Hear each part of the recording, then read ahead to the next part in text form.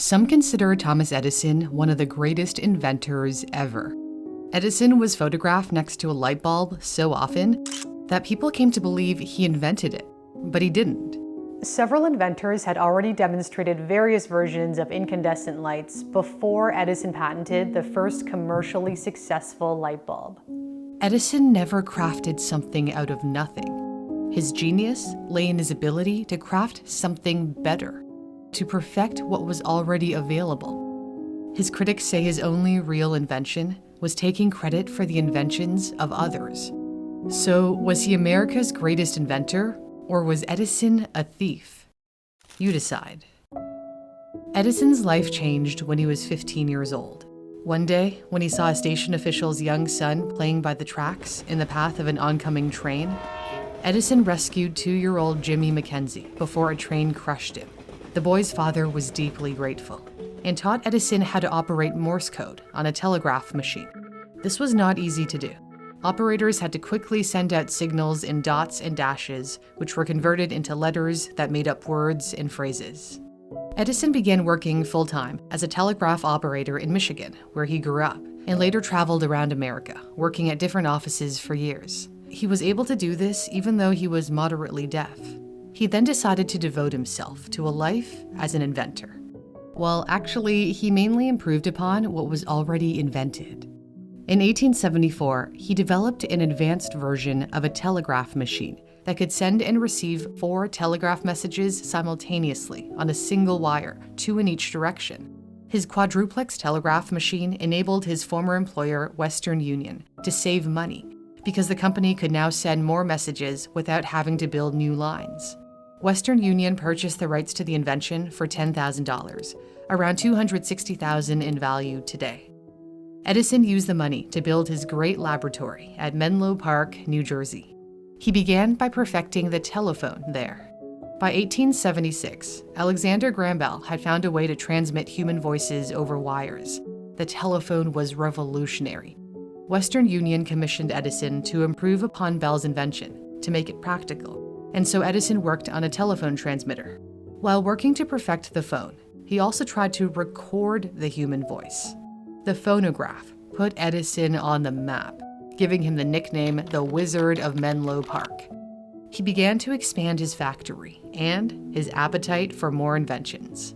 His big breakthrough came when he created a successful incandescent light bulb. As I mentioned earlier, others had already been making light bulbs. British inventor Joseph Swan obtained the first patent for a light bulb in Britain 2 years before Edison patented the bulb. Meanwhile, in America, William Sawyer and Alban Mann had received a U.S. patent for the incandescent lamp in 1878. So what did Edison do? He improved the bulb. Previous versions had only been able to work for a few minutes at a time.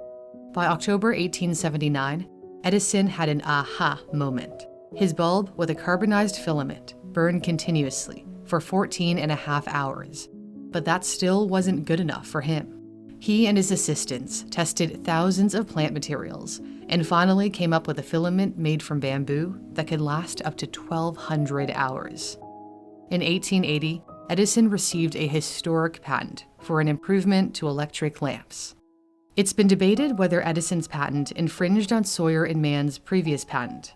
Eventually, Edison's American Lighting Company merged with the Thomson-Houston Electric Company, which made incandescent bulbs under the Sawyer-Mann patent. Together, they formed General Electric. On New Year's Eve, 1879, Edison lit up New York's Christie Street, marking the dawn of the electric age. This was at a time when the world still relied on candlesticks. He then began to mass produce and sell them, but he didn't stop with just improving the light bulb.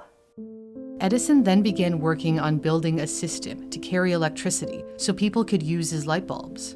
In 1882, he set up a large generator plant on Pearl Street in Lower Manhattan and lit the street with electricity. He became rich and famous, and ruthless, like when he tried to discredit a rival form of electricity. Edison's generating system used direct current, which has its flaws. DC travels through a power line in one direction at a constant voltage, but can only go up to a mile or so before losing power. So a generating plant was required every few blocks. He hired a young engineer to improve upon his DC generators, but Nikola Tesla came up with a better solution: alternating current. AC periodically changes direction and can also vary its voltage. It can travel hundreds of miles without losing power.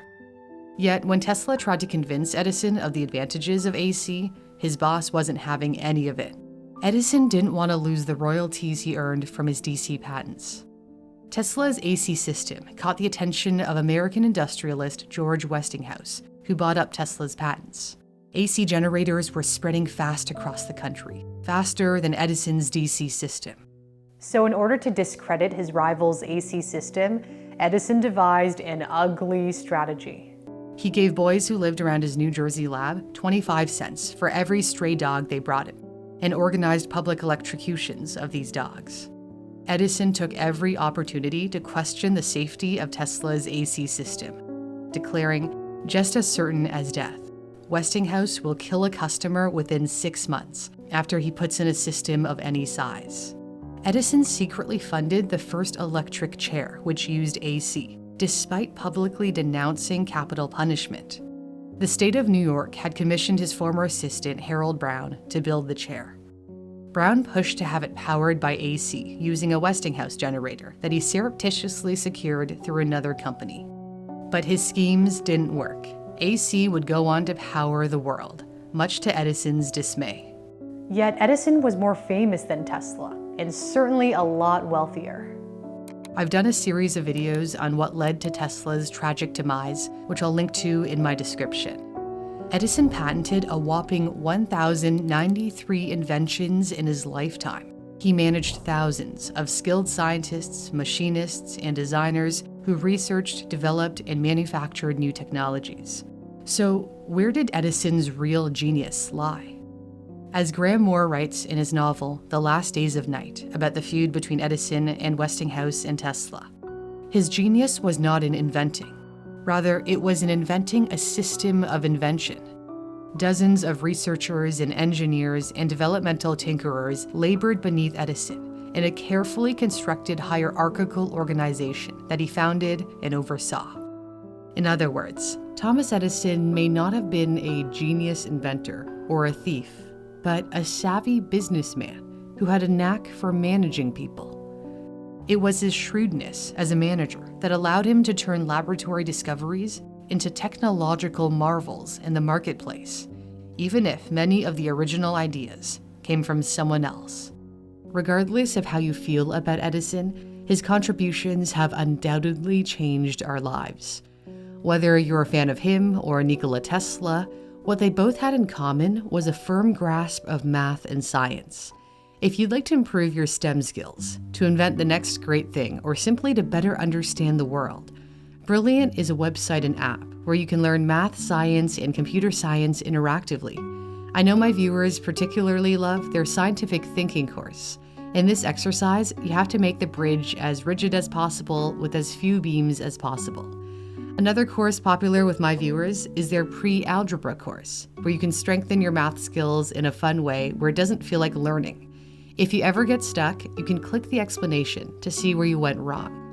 Brilliant is great for those who are in school and also for those who are already working. I personally use Brilliant to help improve my critical thinking skills. You can dedicate a few minutes a day to improving your STEM skills by relearning the basics or having fun with their more advanced courses. And it's free for you to sign up with a custom link in my description, brilliant.org/newsthink. And the first 200 people who sign up with my link will get 20% off Brilliant's annual premium membership, which gives you unlimited access to the hundreds of courses they offer. Thanks for watching. For Newsthink, I'm Cindy Palm.